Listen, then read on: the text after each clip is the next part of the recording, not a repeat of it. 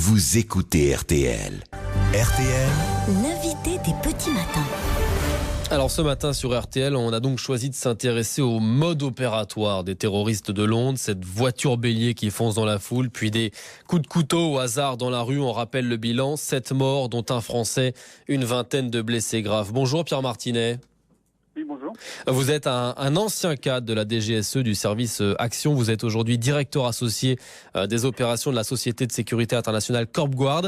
Vous habitez à Londres et votre ville, comme Berlin, comme Stockholm, comme Nice auparavant, a été frappée par ce terrorisme low cost, entre guillemets. Est-ce qu'il y a quelque chose à faire contre ces voitures béliers ? On a la sensation qu'on ne peut pas empêcher ces tragédies. Alors, vous faites bien de préciser low cost entre guillemets, parce que à chaque fois il y a quand même du bilan, hein, donc le résultat est escompté, puisqu'ils arrivent à tuer des gens, à blesser des gens et surtout à marquer les opinions. Aujourd'hui, pour empêcher un attentat comme celui-ci, c'est très compliqué, mais bien évidemment, si les services de renseignement, s'ils passent au travers des services de renseignement, on n'arrivera pas à les empêcher. En revanche, aujourd'hui, ça c'est même en France, hein, surtout en Europe en particulier, il faut travailler sur les primo-intervenants et sur le temps de réaction. Et plus le temps de réaction sera faible, et moins il y aura de victimes. Les forces de l'ordre britanniques ont mis 8 minutes pour intervenir. Ils se félicitent d'une intervention aussi rapide, mais en 8 minutes, il y a eu presque 8 morts. Donc un mort par minute, donc c'est déjà beaucoup trop.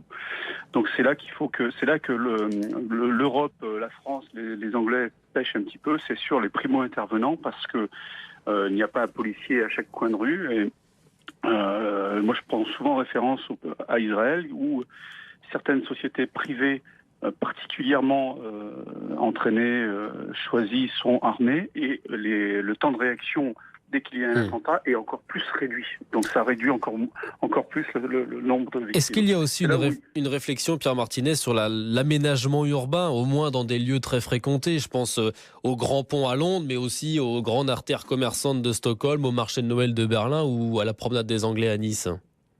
Alors bien évidemment, la sécurité, c'est la prévention.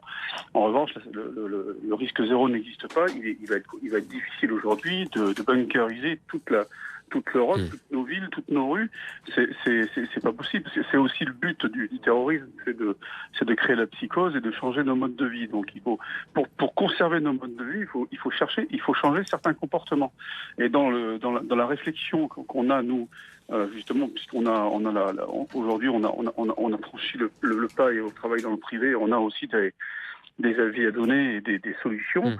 C'est de travailler aussi en une vraie collaboration entre le secteur privé et le secteur institutionnel, de façon à essayer d'avoir tous les acteurs de la sécurité publique et privée actifs dans ce domaine-là, parce que je pense qu'aujourd'hui il est grand temps de taper du poing sur la table et de changer un peu ce mode de fonctionnement.